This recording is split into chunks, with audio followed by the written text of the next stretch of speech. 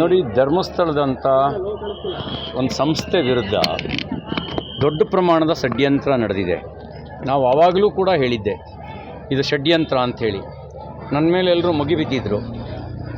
ಈಗ ಷಡ್ಯಂತ್ರ ಬಯಲಾಗಿದೆ. ಷಡ್ಯಂತ್ರ ಮಾಡಿರುವವರ ಹುನ್ನಾರ ಹಿಂದೂ ಧಾರ್ಮಿಕ ಶ್ರದ್ಧಾ ಕೇಂದ್ರದ ಬಗ್ಗೆ ಅಪನಂಬಿಕೆ ಹುಟ್ಟಿಸಬೇಕು ಅನ್ನುವಂಥ ಒಂದು ಸಂಚಿನ ಭಾಗವಾಗಿ ಮಾಡಿದ್ದಾರೆ.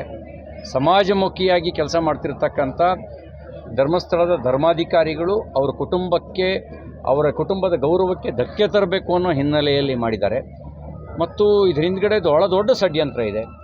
ಪ್ರಕಾಶ್ ರಾಜ್ ಅಂತ ಒಬ್ಬ ನಕ್ಸಲರಿಗೆ ಬೆಂಬಲಿಸ್ತಕ್ಕಂಥ, ಅರಾಜಕತೆಯನ್ನೇ ಉಸಿರಾಗಿಟ್ಕೊಂಡಿರ್ತಕ್ಕಂಥ ಒಬ್ಬ ವ್ಯಕ್ತಿ ಈ ಒಂದು ಸೂತ್ರದಲ್ಲಿ ಪಾಲ್ದಾರ ಆಗಿದ್ದಾನೆ ಅಂತಕ್ಕಂಥ ಮಾಹಿತಿಯೂ ಕೂಡ ಒದಗಿ ಬಂದಿದೆ.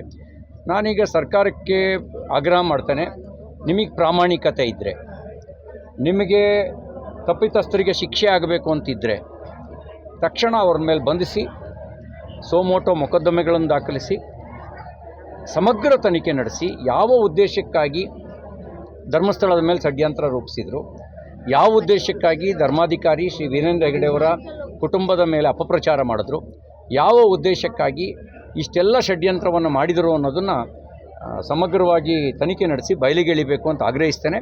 ಮತ್ತು ಇವ್ರನ್ನೆಲ್ಲ ಎಲ್ಲಿಡಬೇಕು ಅಲ್ಲಿಡಬೇಕು. ನೀವು ಕಾಂಗ್ರೆಸ್ ಚುನಾವಣಾ ಪ್ರಚಾರದಲ್ಲೂ ಬಳಕೆ ಮಾಡ್ಕೊಂಡಿದ್ರಿ. ನನ್ನ ವಿರುದ್ಧದ ಪ್ರಚಾರಕ್ಕೂ ಪ್ರಕಾಶ್ ರಾಜು ಚಿಕ್ಕಮಗಳೂರಿಗೂ ಬಂದಿದ್ದರು. ಅವ್ರನ್ನೆಲ್ಲ ಬಳಕೆ ಮಾಡಿಕೊಂಡು ನಿಮ್ಮ ಕೃಪಾಪೋಷಿತ ಮಂಡಳಿಯಾಗಿ ಸಾಕಬೇಡಿ. ಅವರೆಲ್ಲರೂ ಸಮಾಜಕ್ಕೆ ಕೊಡುಗೆ ಕೊಡೋರಲ್ಲ, ಸಮಾಜಕ್ಕೆ ಕೊಡುಗೆ ಕೊಡೋವರ ಮೇಲೆ ಗುರಿಯಾಗಿ ಇಟ್ಕೊಂಡು ಟಾರ್ಗೆಟ್ ಮಾಡೋರು. ತಕ್ಷಣ ಅವ್ರ ಮೇಲೆ ಕ್ರಮ ಕೈಗೊಳ್ಳಬೇಕು ಅಂತ ಆಗ್ರಹಿಸ್ತಾರೆ. ಗೃಹ ಸಚಿವರು ಒಂದು ಹೇಳಿಕೆ ಕೊಟ್ಟಿದ್ದಾರೆ.